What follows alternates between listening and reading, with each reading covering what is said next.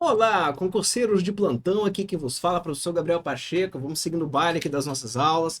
Agora nós vamos trabalhar, gente, inclusive, né, com o terceiro diagrama, né, os top 3, né, que nós temos ali, de diagramas que são cobrados, afinal de contas, quando falamos da UML. Esse daqui é um dos top 3 que nós temos.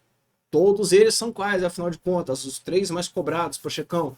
Nós temos aí o nosso diagrama de caso de uso, nós temos aí, então, o nosso diagrama de classes e o diagrama de sequência.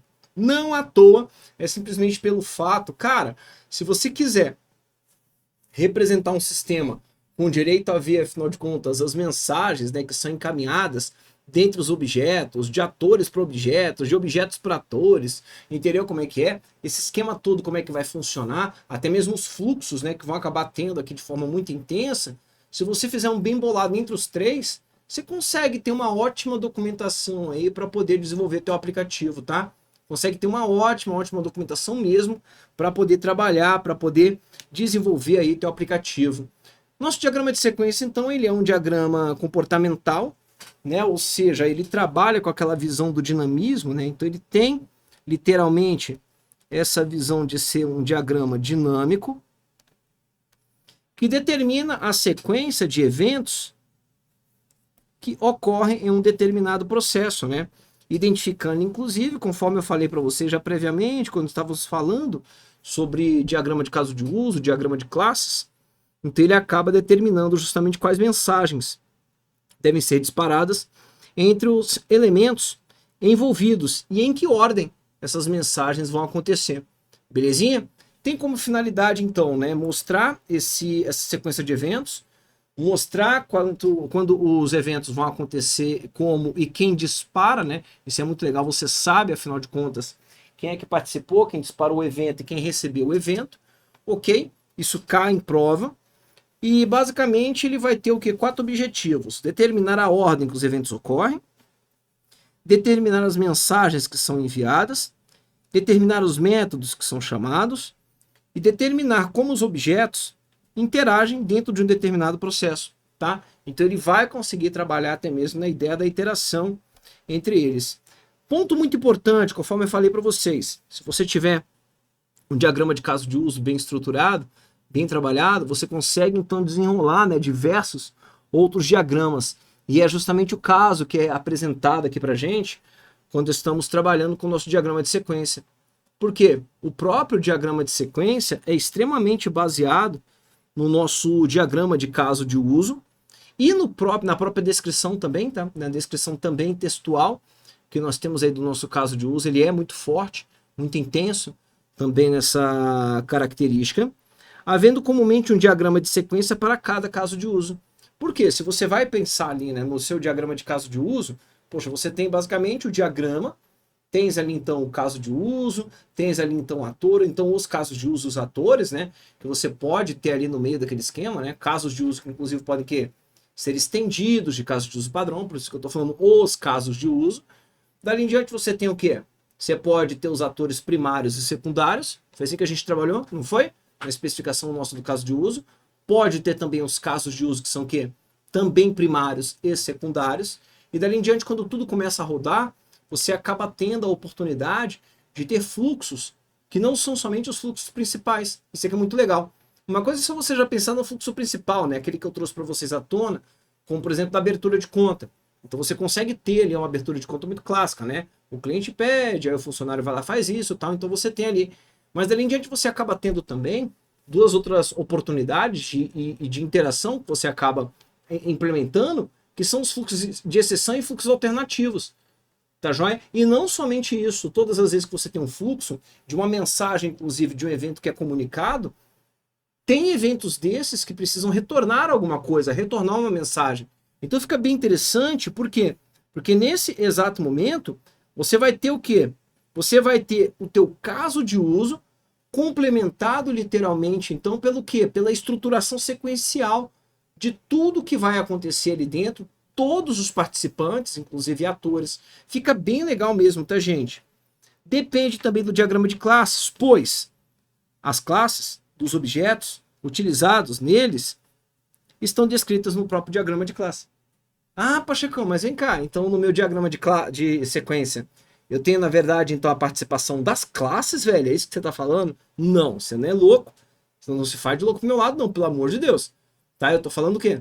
O diagrama de sequência é quem participa, atores, os objetos. Não é isso que eu falei para vocês? Beleza, então.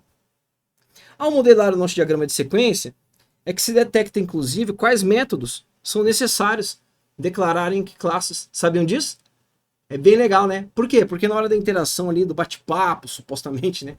Que a gente teria ali entre os respectivos objetos, é que a gente começa a reparar, cara, e agora eu tenho aqui um objeto que quando ele estiver instanciado, ele tem que fazer uma coisa X. Tem um objeto quando ele estiver instanciado, tem que fazer uma coisa Y. De onde que eu vou colocar, afinal de contas, essas coisas que o meu objeto precisa fazer? Uai, definitivamente é no teu diagrama de classes. Entendeu como? Então aqui você descobre no diagrama de sequência, pega e tum, coloca lá diretamente, então, no seu respectivo diagrama de classes aí, correspondente, né? Das suas classes, desculpa, nas suas classes correspondentes. Atores. Aqui nós temos, né, quem são os nossos autores, tá bom? Atores, na verdade, aqui dentro do diagrama de sequência, é bem legal que você vai pegar uma instância, né? Você vai pegar um momento em que aquele bate-papo, aquela trocação de ideias ali legal tá rolando. Então você vai ver que aqui, os nossos atores, nós temos o quê? Nós temos as instâncias dos atores que são declarados no seu caso de uso, tá? Então não é ali simplesmente você falar assim, ah, ator genérico. Não é instância, literalmente, ou seja, um ator que está atuando em um respectivo momento. Porque no meu diagrama de sequência eu tenho que ver em uma operação que eu estiver realizando como aquelas mensagens são trocadas. Então o que eu tenho a referência aqui dele? A referência que eu tenho dele do ator é o quê? É a instância do ator. Todo mundo entendeu? Vão representar então entidades externas que interagem com o sistema, que solicitam serviços, e eles basicamente geram os eventos que iniciam os nossos processos. Por quê? O que é um ator na orientação a objetos? Um ator é quem literalmente interage com o sistema, interage com uma funcionalidade, joia? Seja um sistema, um hardware, uma pessoa, para que alguma coisa comece a ser realizada. Bacana? Um ator como ator, ele vai aparecer assim para você, ó. Tá aí. Um ator cliente. Lembrando, aqui não é o quê? Simplesmente aquele generalismo, né, de você falar, ah, meu Deus, não é? Existe alguma coisa no mundo que é o cliente. Não, não é isso, tá? Existe o que nesse exato momento?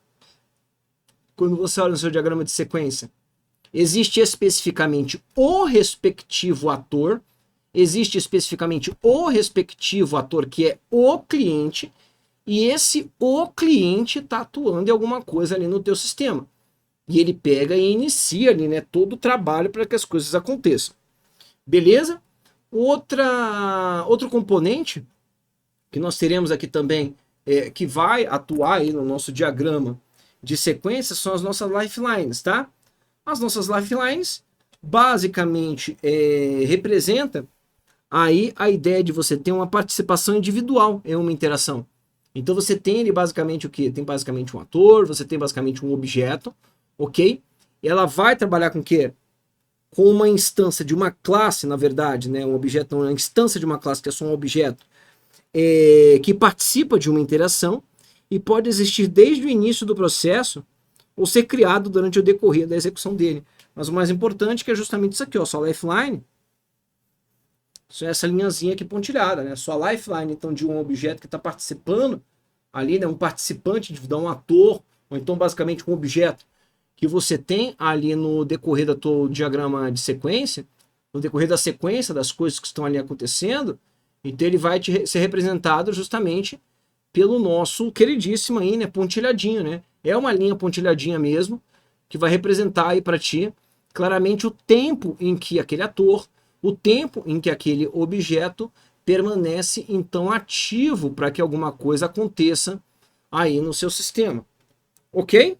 Beleza, né? Essa lifeline representa o que? O tempo que eu acabei de falar então que o objeto existe durante o processo.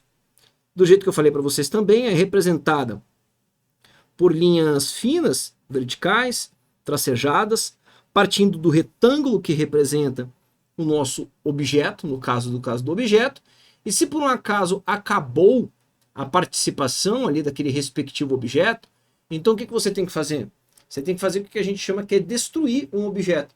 Tanto que isso, gente, é colocado, né? Tem linguagem de programação ali, né, que já desenvolve, sabe que você tem, né? Você tem o quê? Você tem que instanciar, né? Cria um objeto, um new, né? Para poder criar um objeto, e acabou a participação dele, você faz o quê?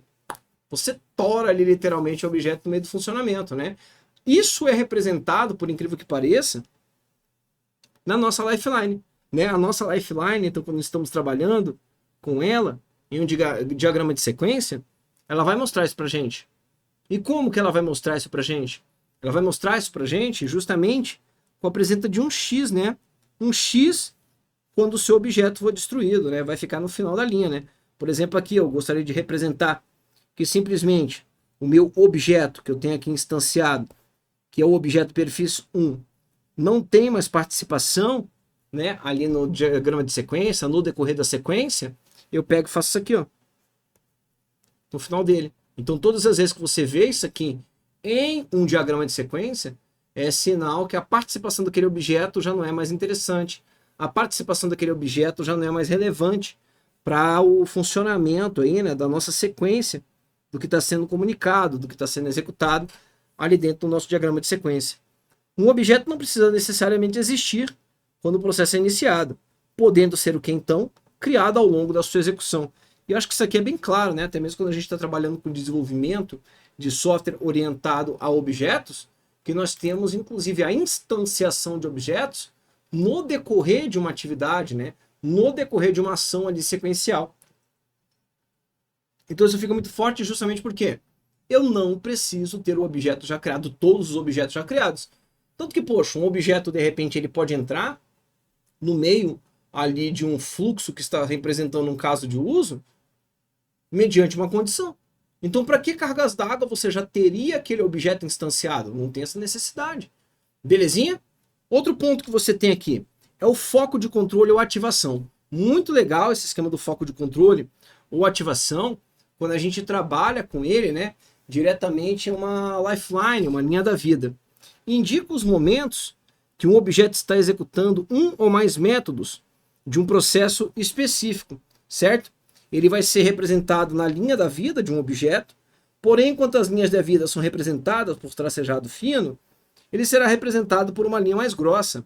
É basicamente aquele momento que, inclusive, um objeto recebe uma provocação via mensagem, recebe uma provocação via indicação de um evento, e ele está ativo. Pô, estou realizando alguma coisa.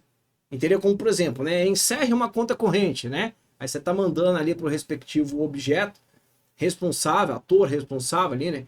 Inclusive por encerrar, então para o próprio sistema, né? Você está trabalhando como, por exemplo, uma classe do tipo control, que basicamente é quem vai controlar o que você recebe da interface e encerra essa tua conta corrente dentro de uma entity, que é quem armazena os seus dados. Então o que vai acontecer? Enquanto a control estiver executando essa ação do encerramento da conta corrente, ele vai ficar ali com uma estrutura assim, ó. Aqui, ó. Ao invés do pontilhadinho, tá? Desde o recebimento aqui, ó, da mensagem até que ele tenha, inclusive... Ué, cadê a caneta aqui? A comunicação da execução da respectiva operação que ele foi ali trabalhado, que ele foi ali, né, provocado a ser executado em um respectivo momento. Beleza? Mensagens de estímulos, então, como é que elas funcionam aqui dentro? Quando falamos, então, do nosso diagrama de sequência, né, como que funciona, afinal de contas, essa visão das nossas mensagens e estímulos, ok? Nossas mensagens e os nossos estímulos são justamente utilizados para demonstrar a ocorrência, então, de eventos que normalmente forçam a chamada de um método em algum dos objetos envolvidos no processo. Basicamente é uma coisa que você recebe e ali você começa a executar uma certa quantidade de atividades e segue com ela, né, até sua finalização. Pode representar a comunicação entre dois atores, não disparando métodos também, tá? Pode ficar tranquilo, isso pode acontecer também. Por quê? Porque um ator não executa método, né? Quem é que executa método? Hã? Executa método ali é o nosso objeto já instanciado, né? Comumente um diagrama de sequência é iniciado por um evento externo. Pode haver mensagens entre o quê? Dois atores, um ator e um objeto, onde você vai iniciar o método, basicamente, porque Você tem um ator, que é basicamente ali então um participante, que você tem ali de um caso de uso que está provocando uma situação para que essa situação comece, e ele simplesmente está chamando um objeto, cara, ele não vai chamar um objeto à toa, né? Uma coisa que já está instanciada, mostrando os dados que efetivamente estão armazenados, entende como? Ali na base de dados, então ele não está simplesmente ali, oi, tudo. Não, ele está literalmente pedindo para que aquele objeto faça alguma coisa. Dois objetos é o mais comum. Vou mostrar aqui para vocês como é que funciona, inclusive. Bacana, principalmente quando você olha para aquela estrutura de uma arquitetura de 3 camadas, muito comum isso acontecer. Não somente, né? Você pode estar lidando ali também com diversas classes, que sejam classes do tipo control, né? Então, não somente nesse caso, mas você pode estar lidando ali também com outras classes, que estejam boundary, então entities, onde elas vão ficar trocando aí essas mensagens de uma forma bem intensa.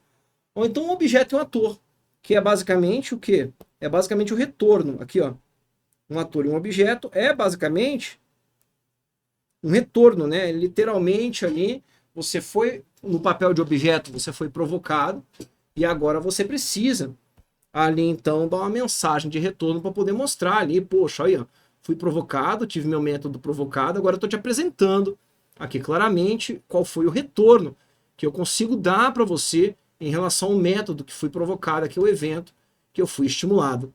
Bacana? Mensagens são então representadas por linhas na posição horizontal entre dois componentes, suas linhas da vida, né? Então você vai bater na linha da vida, né, para poder mandar cada mensagem. Então cada mensagem tem aqui, ó, uma linha da vida. Então você vai fazer o quê? Você vem aqui com ela e indica. Então, pô, provoquei você naquela linha da vida, então a partir daquele momento na tua linha da vida você tem que me dar aí um retorno, você tem que me dar uma resposta aí bem específica em relação àquilo que eu estou te solicitando. Tá joia? Muito bom. Com setas que indicam qual qual componente enviou a mensagem e qual recebeu. Quem enviou está na cauda da seta e quem recebeu está na ponta da tua seta. Sua ordem sequencial é demonstrada de cima para baixo, né? Então não existe aquele negócio de você imaginar, o diagrama de sequência pode começar de baixo para cima. Não. Isso já foi questão de prova também. Tá? O diagrama de sequência abaixo, né, acima, mostrado, no questionamento da FCC, né, alguma coisa assim, ela que gostava de fazer essas questões. Deu uma paradinha, né? O diagrama de sequência acima mostrado, né, representa o quê? Né? E ela vai de lá começa a falar, e uma das alternativas ali, ela estava falando, né, de forma bem estúpida, vou colocar até mesmo assim, que simplesmente a mensagem que estava lá no final, estava em bottom mesmo ali, estava embaixo, né, do teu diagrama de sequência, ela poderia ser executada em qualquer ordem, né? Isso está errado completamente. Por quê? Qual vai ser a ordem a ser executada? Sempre a ordem de cima para baixo, tá? Sempre a ordem de cima para baixo. Quando dirigida a um objeto existente, ele irá engrossar a linha da vida para representar o que nesse exato momento? Justamente o foco, né? Lembra que eu falei para vocês? Então bati aqui, o que acontece com essa linha da vida? Ela vai ficar mais grossinha, justamente para representar o quê?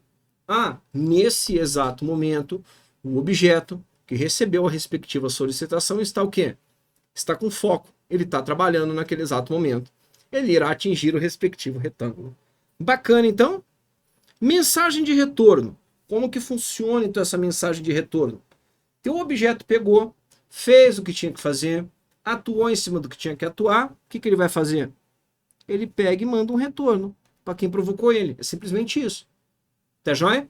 Então ele vai identificar aí a sua resposta, identifica literalmente então a resposta a uma mensagem para o objeto ou ator que o chamou. Pode retornar informações específicas do método chamado ou apenas o valor indicando se o método foi executado com sucesso ou não. Lembrando, quando você está falando de um método, se a gente pensa na programação estruturada, a galera que curte aí já desenvolveu na programação estruturada. Um método, ele pode em alguns momentos ter o comportamento tanto de uma função, entendeu? Pode sim como de uma procedure, de um procedimento, tá? Então ele pode com certeza ali ter somente uma provocação de, me traz aí um retorno de alguma coisa que você fez, Ou então eu estou te passando algumas variáveis, eu preciso que você me passe o valor integral ali, né, que é resultado até mesmo dessas variáveis que eu acabei passando aí para você. Beleza? Representadas por uma linha tracejada, contendo uma seta fina que aponta para o objeto que recebe o resultado do método chamado. Temos também o que a gente chama de autochamado, autodelegação. Gente, a visão que nós temos da autochamado, ou então da autodelegação, é algo simples de vocês entenderem, tá? É simplesmente uma mensagem que um objeto envia para si mesmo, falando para ele: ô, parceiro, eu sei que você sou eu, entendeu? E você sou eu não, né? Que na verdade você vai estar trabalhando com outra instância, né? Do mesmo objeto, mas tem alguma coisa aqui que a gente precisa executar.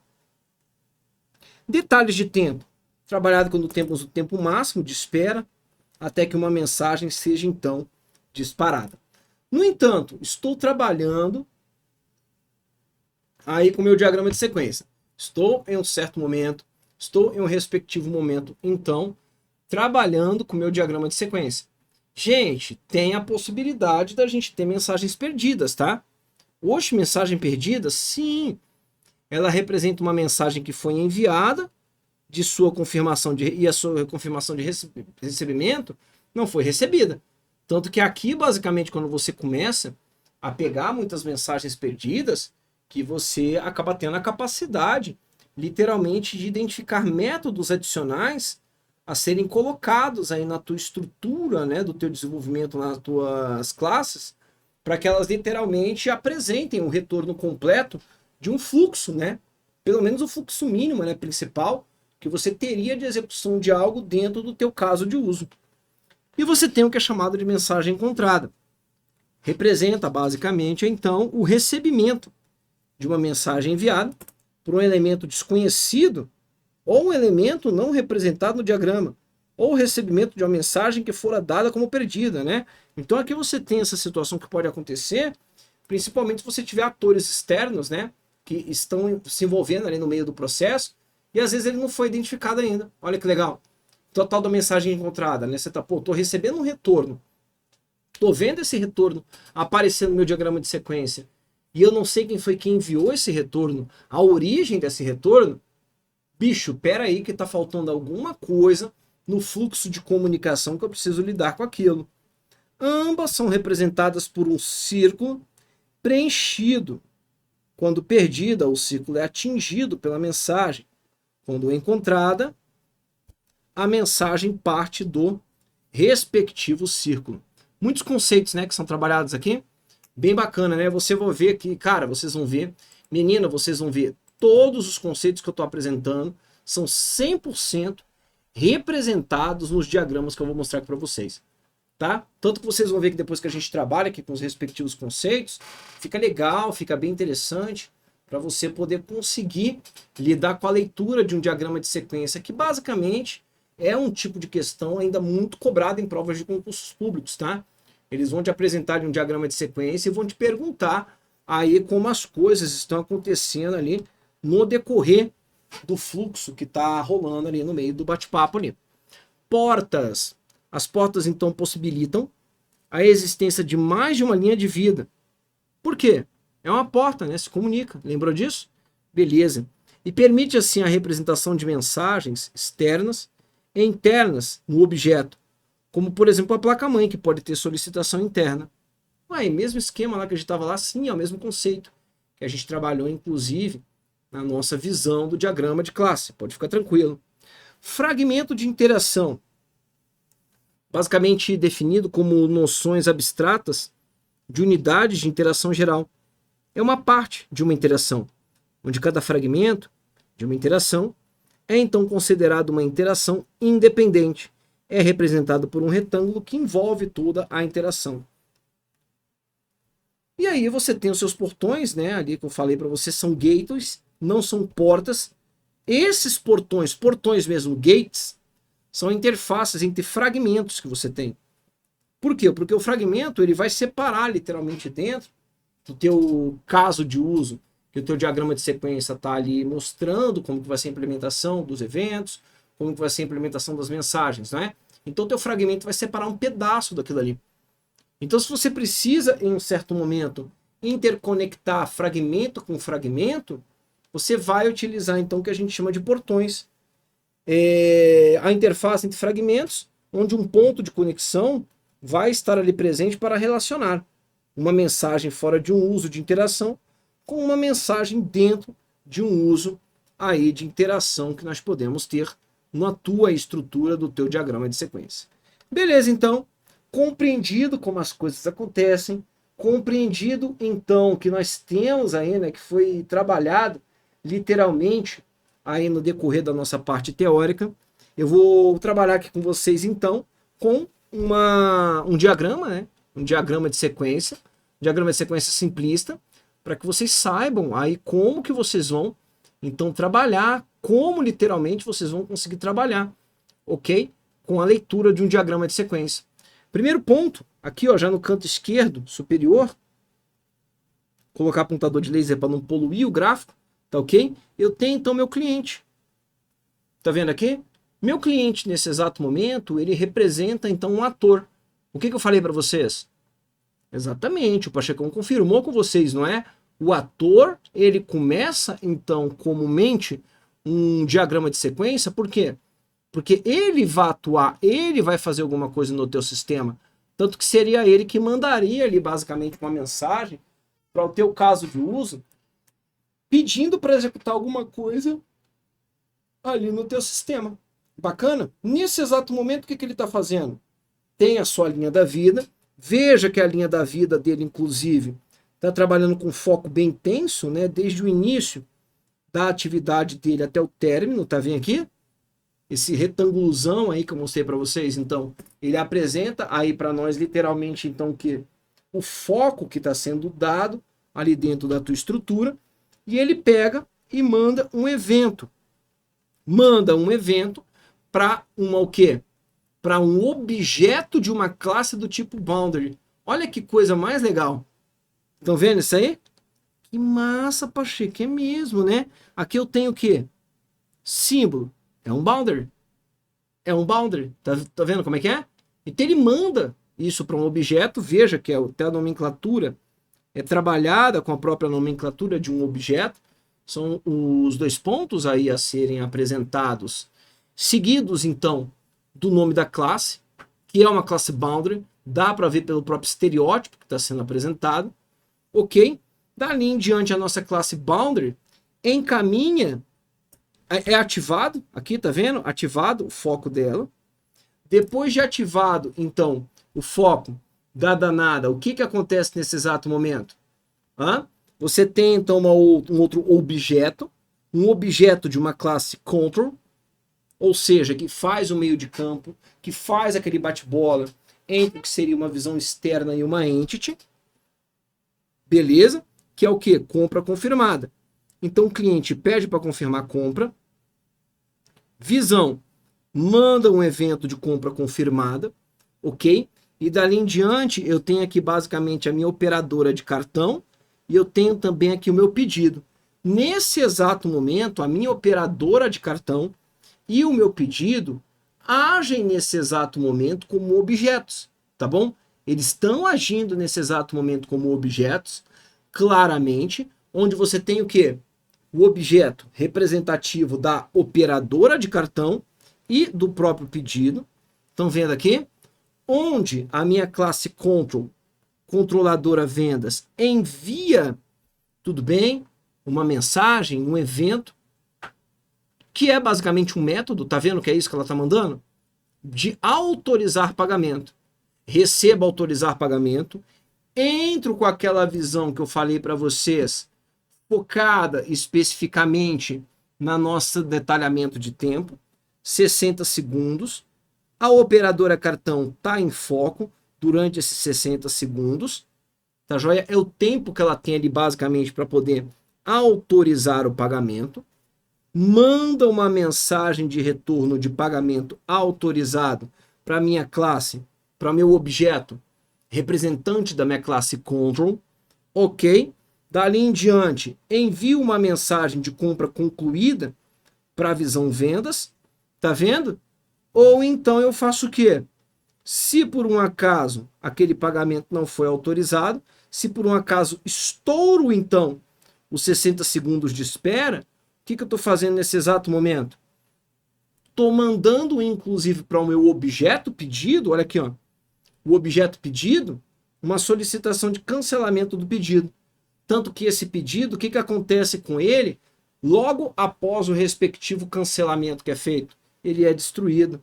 Olha o X que tem aqui embaixo. Gostaram? Falei que vocês iam aprender isso aqui na prática, né? Então tá na prática aqui, ó. Tá na prática. Você acabou de ver todos os termos que nós acabamos de rodar aqui, legal mesmo, de um diagrama de sequência, em cima de um diagrama de sequência. Vou colocar um outro diagrama de sequência em tela e vou pedir uma coisa muito legal para vocês exercitarem a cabeça de vocês. Eu gosto de aluno ativo. Vocês aprendem assim muito mais e a aula fica muito mais dinâmica, fica muito mais interativa, tá bom? Você vai pegar, vai dar um pause no vídeo, que não adianta deixar um tempo em branco aqui, calado, não tem nada a ver, tá joia? Então você vai dar um pause no teu vídeo, e depois que você der o pause nesse teu vídeo, enquanto estiver pausado, você vai tentar fazer a leitura, tudo bem? Do respectivo diagrama. Pode ser? Posso contar contigo? Então vamos lá então, tá? Olha, dá teu pausezinho aí no vídeo, e bora trabalhar aí, afinal de contas, com a visão que a gente tem aí do que está sendo apresentado no respectivo diagrama de sequência aí na tua frente. Vamos lá então, voltando do teu pause, mesmo que você não tenha dado pause, eu preciso continuar aqui com o assunto. O que a gente tem então? A gente tem um ator, que é o nosso cliente. Nosso ator, nesse exato momento, vai inserir o cartão da conta, onde? Em uma classe, que é uma classe boundary, é uma classe de interface, é uma classe de visão, é uma view, basicamente, que você tem. Nesse exato momento, a minha boundary encaminha o que? O número da conta informada para minha control. Beleza. Minha control, então, encaminha o que? Uma consulta conta do tipo long. Para onde? Aqui já é uma entity. Então, é onde, especificamente, você tem o que? Os dados efetivamente armazenados. Belezinha? Beleza. Consultei a conta com os dados ali que eu estou tendo acesso. Se por um acaso for verdadeira, para poder logar, você vê que basicamente aqui você já consegue olhar e já consegue pensar, ele está fazendo login, está fazendo a autenticação dele uma conta. Todo mundo reparou? Se for verdadeiro, solicito a senha. Todo mundo viu? Solicitei a senha é então já informada previamente pelo ator cliente, senha é informada, valida a senha. Se verdadeiro, o que acontece?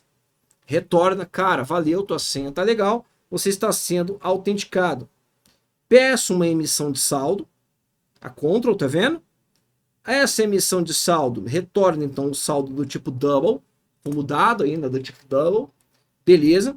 E dali em diante apresento o saldo em tela. Uma operaçãozinha básica que você tem aí de login, de autenticação em qualquer sistema bancário que você tiver, né? Caixa Econômica Federal, o Bradesco, o Santander, sei lá se existe, eles fundiram ou não fundiram, Banco do Brasil, Nubank, PicPay, sempre nesse mesmo sentimento, porque é um processo normal, seria ali a representação de um caso de uso natural que você tem aí sendo executado de autenticação e login em uma conta bancária. Beleza, gente? Diagrama de sequência finalizado, corre lá, vamos tentar resolver as questões. O professor Gabriel Pacheco vai ficando por aqui até daqui a pouquinho para a gente dar continuidade das nossas aulas. Um grande abraço, até já, hein? Tchau.